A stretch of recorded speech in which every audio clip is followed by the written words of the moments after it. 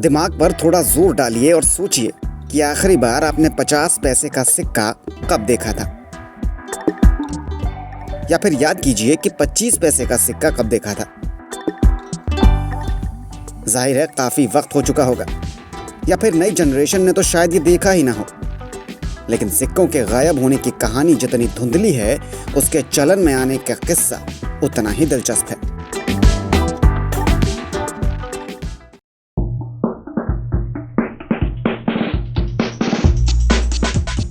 आप कहावतें तो बहुत सुनते हैं, जैसे एक फूटी कौड़ी नहीं दूंगा, फलाना आदमी एक ढेले का काम नहीं करता, चमड़ी जाए पर दमड़ी ना जाए, पाई पाई का हिसाब रखूंगा, या फिर 16 आने सच बात। लेकिन हम दावे के साथ कह सकते हैं कि इन कहावतों में इस्तेमाल किए गए शब्दों का आपको अब तक पता तक नहीं होगा।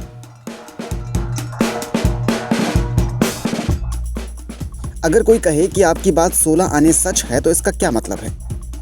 क्या आपको पता है कि 16 आने होते कितने हैं? ये जानने के लिए आपको थोड़ा पीछे जाना होगा। आने से पहले पाई, पाई से पहले दमड़ी, दमड़ी से पहले कौड़ी, और कौड़ी से पहले फूटी कौड़ी। ये सब कहावतों में तो अक्सर सुने रखे होंगे आपने, लेकिन असल में ये सब कभी बेसिक ट्रांजैक्शन यानी लेन देन की बेसिक करेंसी हुआ करते थे।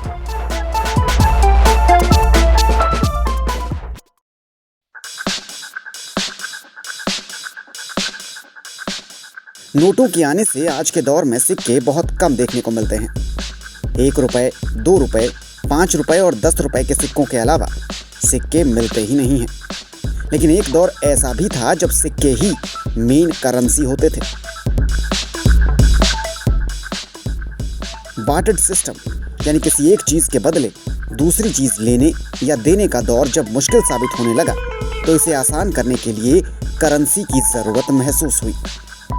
और करेंसी का चलन जब शुरू हुआ, तो शुरुआत सिक्कों से ही हुई थी।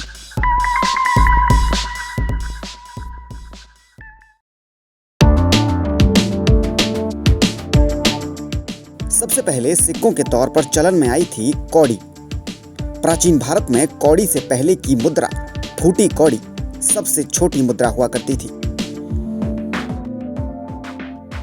3 फूटी कौड़ियों को मिलाकर एक कौड़ी बनती थी, और 10 कौड़ियों को मिलाकर एक दमड़ी बनती थी। फिर 2 दमड़ियां एक ढेले के बराबर होती थी। एक ढेला 1.5 पाई का होता था, और 3 पाइयां मिलाकर 1 पैसा बनता था। आजकल का पैसा नहीं, पुराना पैसा। ऐसे ही 4 पैसों को मिलाकर बनता था 1 आना, और 16 आनों को मिलाकर बनता था 1 रुपया यानी 64 पैसे। आजकल 1 रुपए में 100 पैसे होते हैं, लेकिन प्राचीन भारत में 1 रुपए में 64 पैसे होते थे, जो 16 आनों को मिलाकर बनता था। बाद में धीरे धीरे मुद्रा ने एक लंबा सफर तय किया। सिक्कों के रंग रूप बदले, सिक्कों का आकार बदला, सिक्कों की अहमियत भी बदली, और धीरे धीरे लेन देन की पूरी व्यवस्था ही बदल गई।